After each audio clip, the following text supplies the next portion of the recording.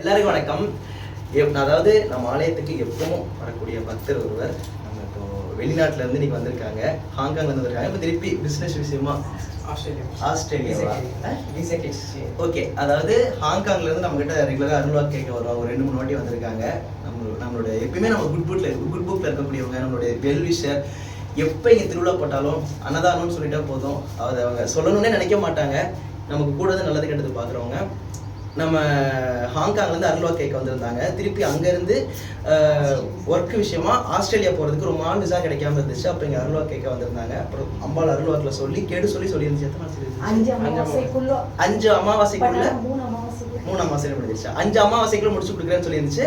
அதே மாதிரி 3 அமாவாசைக்குள்ளேயோ இன்னைக்கு உங்களுக்கு ஆஸ்திரேலியா போகிறதுக்கு விசா கிடைச்சு இப்போ அங்கேருந்து மறுபடியும் சுவாமிக்கு வந்து மாலை எல்லாம் நேர்த்தி வச்சு அதுக்காக வந்திருக்காங்க. அவங்க என்னன்னைக்கு அவங்க நல்ல மனசுக்கு, நிறைஞ்ச மனசுக்கு அவங்க நல்லா இருக்கணும். நான் மனதார பாட்ட பிரார்த்தனை பண்ணிக்கிறேன். It's always my pleasure. நீங்கள் நினைக்க நல்லா இருக்கணும்.